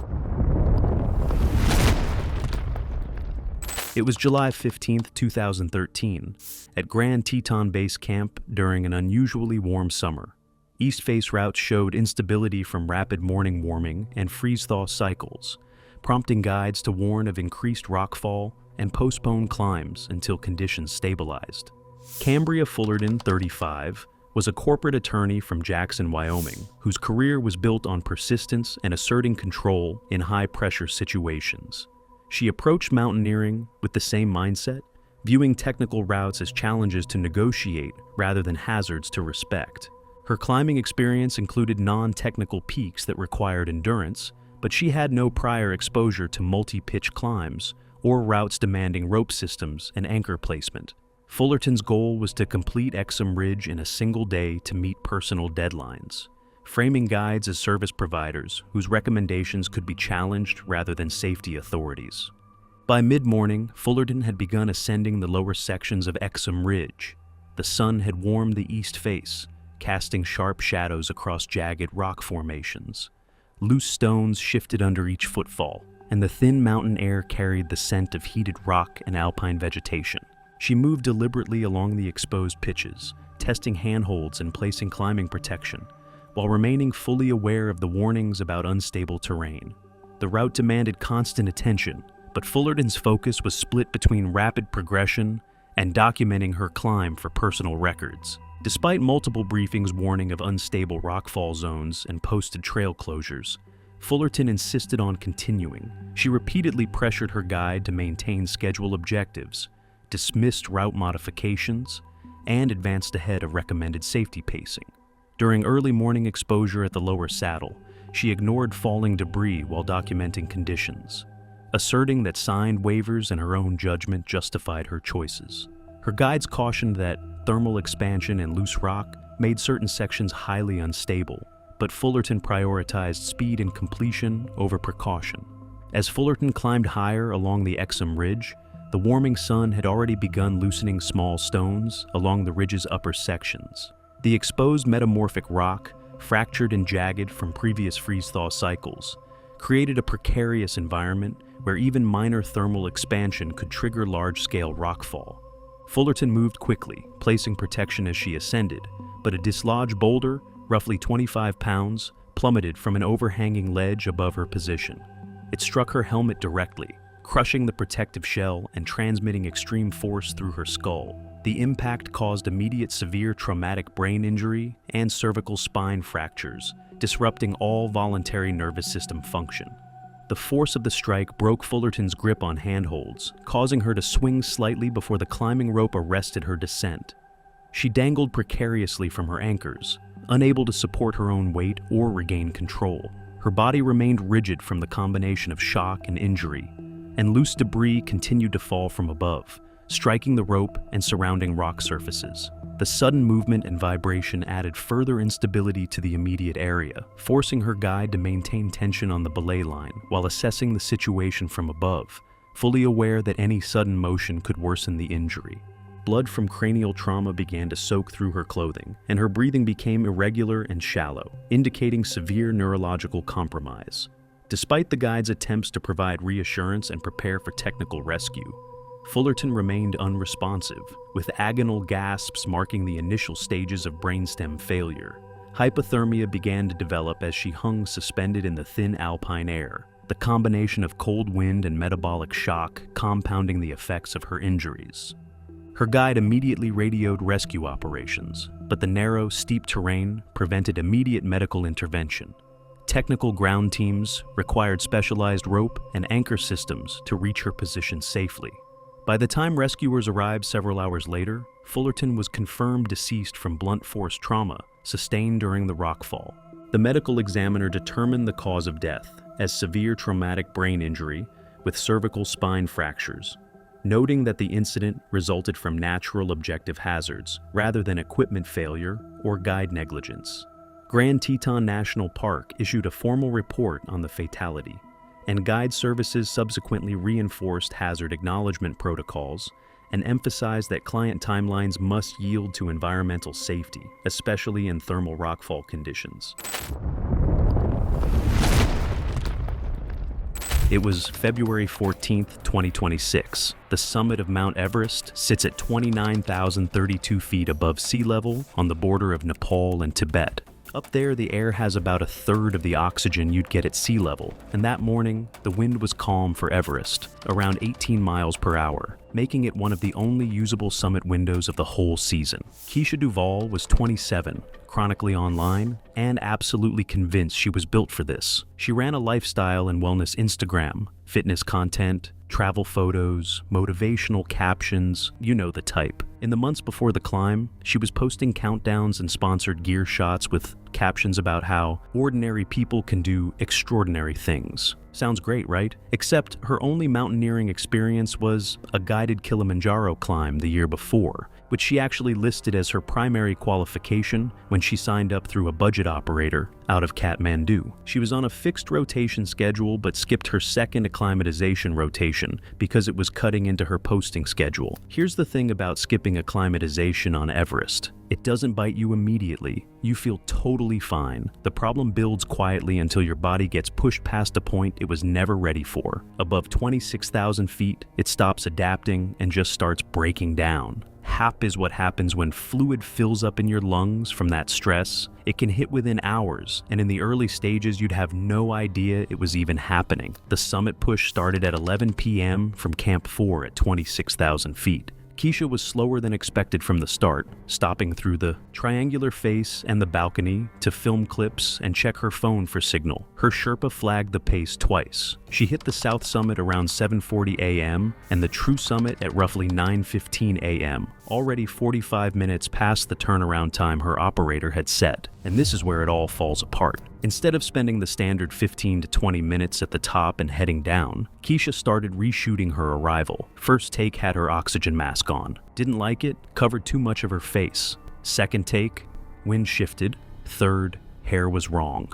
Fourth, her Sherpa was at the edge of the shot. He pointed down the mountain. She waved him off without even looking at him. By take 11, she had been at 29,032 feet for 2 hours and 20 minutes, pulling her oxygen mask on and off between shots like it was a prop. Every time that mask came off, she was breathing air with a third of the oxygen her body needed, over and over, for 2.5 hours. Her total oxygen use at the summit alone exceeded what had been set aside for the entire descent. She started down at around 11:40 a.m. Within the first hour, she was already slowing. By the South Col, her lips had a faint bluish tint, and she had a wet, productive cough, an early sign of HAPE. A teammate suggested calling for support. She said she was fine. She got back to her tent at Camp 4 around 3:30 p.m. and lay down. Her Sherpa gave her the last of the team's oxygen. No Gamoof bag. The operator hadn't packed one. At some point, she picked up her phone and tried uploading content from her camera roll. The uploads kept failing. She lost consciousness sometime before midnight. She was found unresponsive in her tent the next morning. Both cameras were recovered from the tent. The memory cards had 94 video clips from the summit, the last one time-stamped at 11:31 a.m. Her oxygen mask is on in some frames and completely gone in others. Her phone logs showed repeated failed upload attempts between 9:20 a.m. and 11:15 a.m. She was trying to post to Instagram the entire time she was up there. Postmortem confirmed cause of death as high-altitude pulmonary edema. Contributing factors included prolonged exposure at extreme altitude, repeated removal of supplemental oxygen above 29,000 feet, insufficient emergency oxygen for the descent, and an incomplete acclimatization schedule that left her physiologically underprepared for the time she spent in the death zone. No distress call was ever made. Her Sherpa had burned through his own emergency oxygen through the night, trying to keep her stable. He was evacuated to base camp with the rest of the team the following day, physically unharmed. The case was ruled death by misadventure. No further investigation was opened.